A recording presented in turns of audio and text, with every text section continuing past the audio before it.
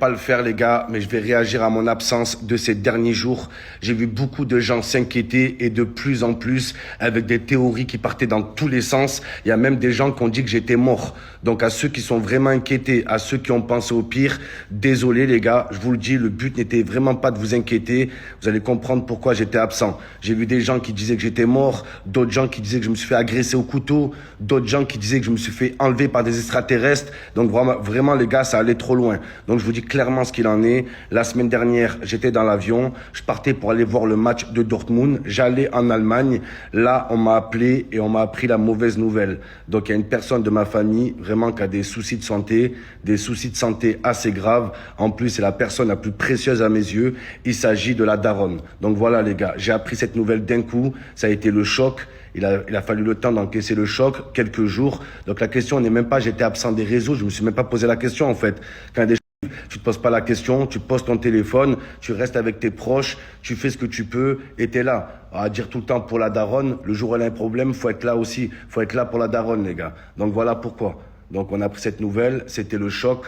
Donc voilà, maintenant on se bat, on va se battre. Et on fait tout pour se battre et tout, les gars, même contre la maladie. Vous le savez, hein, beaucoup d'entre vous ont dû passer par là, que ce soit vos parents, vos frères, vos sœurs. On est tous égaux devant la maladie. Vous le savez que la maladie, elle peut frapper n'importe qui, n'importe quand, à n'importe quel moment, les gars. C'est pour ça que la seule chose que je vous dirais, c'est de profiter de vos proches.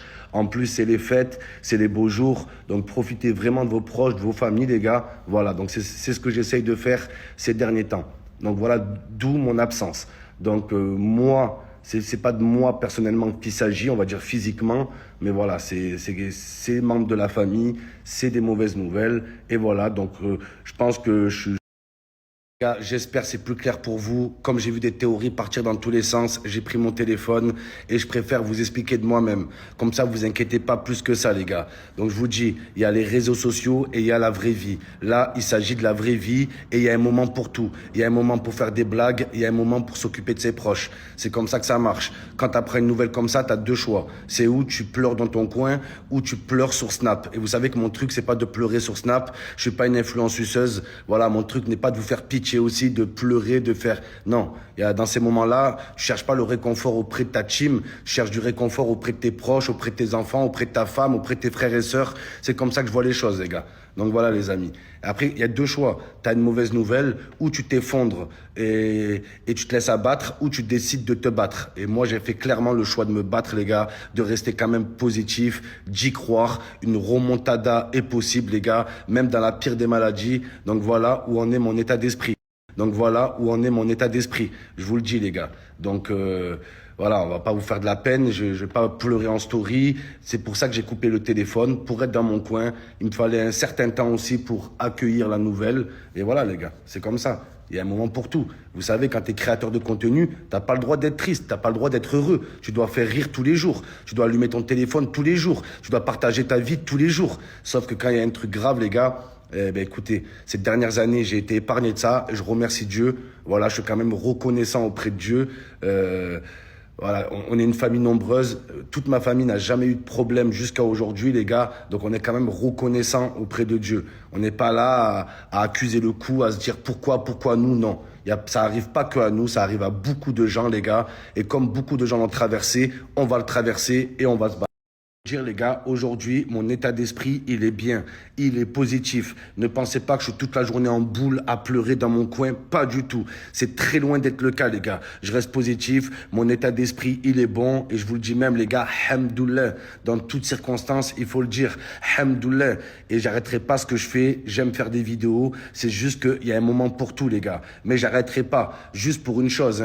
La chose qui m'a le plus touché auprès de ma team ces dernières années, et je vais vous le dire, les gars, c'est pas les rencontres dehors, c'est pas le fait de gagner beaucoup d'argent, c'est pas ça, les gars. Ce qui m'a le plus touché depuis que je fais des vidéos, c'est les gens qui m'envoient: Mohamed, j'ai quelqu'un de ma famille qui est malade et tes stories, elles m'aident à garder le moral. Tes stories, elles me rendent le sourire. J'avais des gens qui étaient en dépression, il y avait des gens qui étaient au bord du suicide.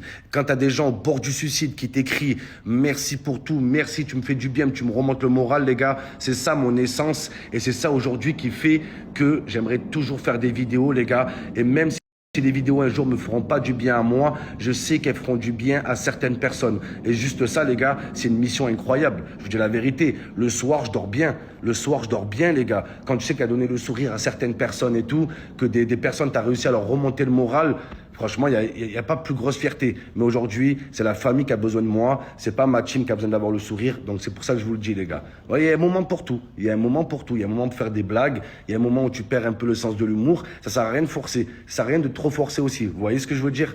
Donc voilà la team, je pense que je vous ai tout dit, vous savez qu'est-ce qui se passe, vous savez quel est mon état d'esprit, il est bien, il est bon, hamdoullah. Les théories partir dans tous les sens, les gars. Il y a même des gens qui m'ont annoncé mort, les gars, mort, décédé, assassiné. Imaginez un jour, je me fais vraiment fumer, les gars. Oh, les enquêteurs, ils vont être dans la merde. Avec tous les joueurs que j'ai clashés, tous les joueurs que j'ai insultés, la liste des suspects, elle va être longue, les gars. La liste, elle va être plus longue que la liste des fournitures scolaires. Imaginez les suspects, les gars. Suspect numéro 1, Mitroglou. Suspect numéro 2, Valère Germain. Numéro 3, Bounedja. Numéro 4, Anelka. Numéro 5, Vitinha. Numéro 6, Correa, Abdenour, Stroutman, Roland. Laisse tomber, les gars. Sur la vie de ma mère. Ça sera une enquête impossible à résoudre. Oh, les policiers vont arriver. Est-ce que Momo, il avait des ennemis? Ah ouais, il avait des ennemis. Ah ouais, tous les joueurs de foot. Est-ce qu'ils ont un mobile? Ils ont tous un mobile. Ah ouais, ils ont tous une bonne raison de le fumer, ce mec. Ah, je vous le dis, les gars. Non, c'est ouf, c'est ouf. Non, sérieusement. Donc, j'ai pas été assassiné. Je suis pas mort. Ça se trouve, je suis un mort vivant. Je suis revenu, je suis là, les gars.